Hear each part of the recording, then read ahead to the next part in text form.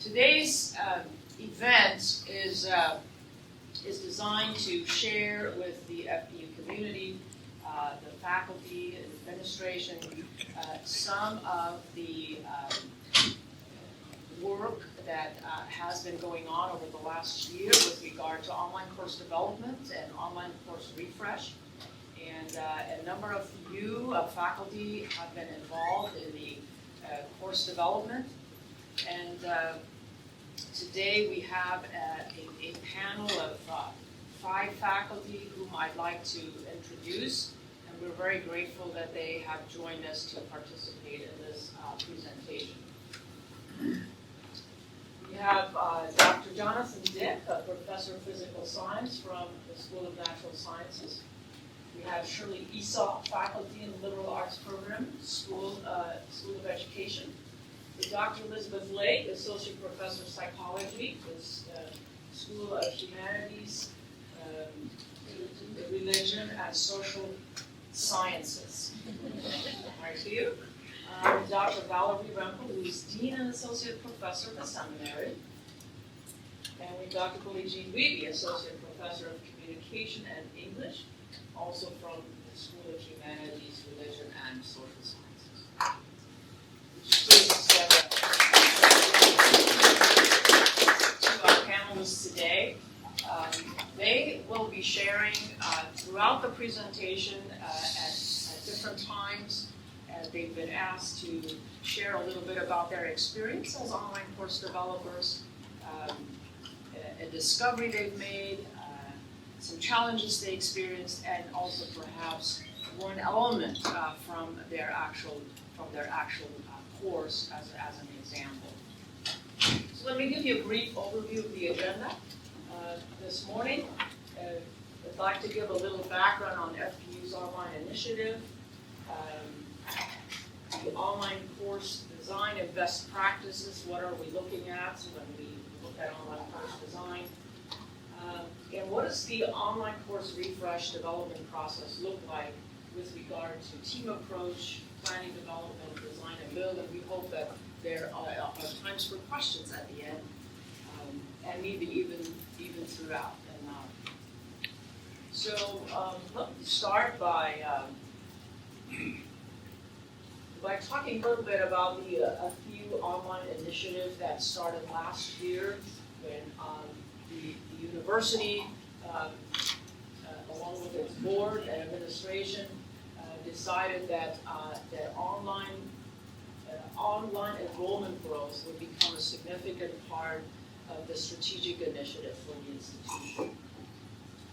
A goal that has been set is to reach 3,000 additional students in online courses in 5 to 7 years. That is a huge charge.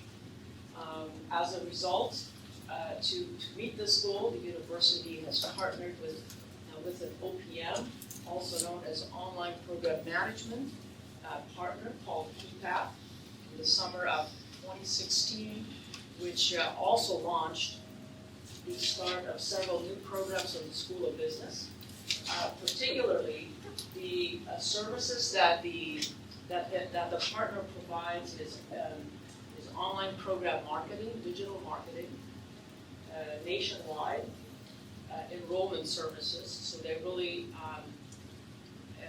prepare and facilitate the completion of student applications. They also provide services in online program development in terms of the planning, the optimum scheduling of course sequencing in a program that maximizes students' opportunity to enroll at different times throughout the year, and as well help with that also helps predict the number of courses that will be offered with regard to staffing. They also provide student support services. They have dedicated student advisors who are specifically designated to online students. So they are in touch with them on a regular basis before they enter classes as well as throughout their classes. As part of the initiative on the institutional side, the Center for Online Learning has been working with the schools to refresh and or develop online courses that already exist at the university. Our focus over the past year has been on refreshing and or developing online courses in the general education and elective category. A subset of courses were identified in the general education or GE elective category that meet degree requirement. So in other words, students are able to complete a full online bachelor's degree, even if they come with no previous credits to the university. They are now able to enroll in a program, but also then take any general education courses that they would be missing, whether it's one or whether it's all the courses in the general education component. We've also been working with the kinesiology department and as well as with the Ministry of Culture program at the seminary with a select number of courses in terms of refresh and development. There has been additional work and support provided through the Center for Online Learning, but these are the areas in which we have focused the refresh and development energies this past year. What are we looking at when we look at developing quality online learning?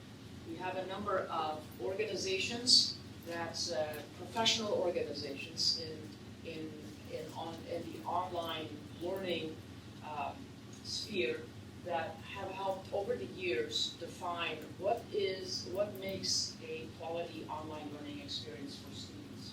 Two organizations that are frequently looked to for this are the Online Learning Consortium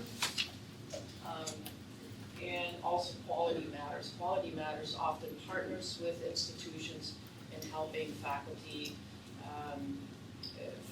training, but they're also very well known for their quality checklist or evaluation of online courses. There are a number of other organizations out there that through research and studies and service have provided insight to what makes it a quality online learning experience. In any of these, there are critical elements that you will find throughout, maybe with slightly different names, but typically you will find communication as being very critical to an online course, organization and design, interaction and engagement for students with the content, with each other and the instructor, content that has variety, assessments and activities that have variety, and technology effectiveness. Is the technology you're using working? Very, very critical. And another piece, accessibility and compliance. These are the 7 pillars or quality standards that FPU has adopted as its benchmark for looking at quality online learning experiences. A minimum standards checklist based on these 7 standards is also available at our website that further defines sub-elements of each of these quality standards. So what does an online course refresh development process look like? First of all, I'd like everyone to know that it's very much a team approach. And some team members are very visible, others are perhaps a bit more hidden. But there are a lot of individuals involved to make a course be a high quality learning experience for students. One of the key individuals, perhaps more at the front, is of course the course developer or faculty, also known as the subject matter expert or SME. If you have no content, if you have no expertise, then you have really no content, no course. The instructional designer is an individual who often gets paired, and in our experiences that's been the case here, then the instructional designer gets paired with a subject matter expert to think through and develop the course. And that's really the processing of the content, the activities, and what the learning experience will be like. Then there are those individuals who help build the course in the Moodle shell. There are those who make sure Moodle is actually working and ensure that all the elements that are used in the course are actually functional. There are individuals who serve as graphic designers, multimedia specialists who develop content that has been envisioned by the course developer and instructional designer. There's the IT specialist who makes sure that we actually have a connection to the internet, and if you were on campus in the last few days, you know how important that is. There are individuals who actually check the course after it's been developed. They look at, is the content there? Does the gradebook align? Does what's in the course align with what the syllabus says should be in or will be in the course?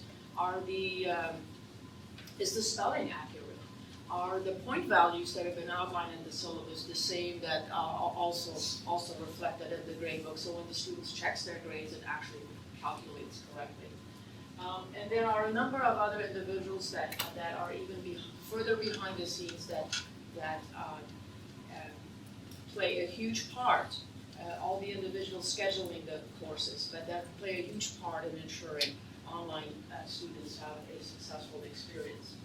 Now, there are times when when different roles are assumed by one individual, and sometimes they're distributed across a team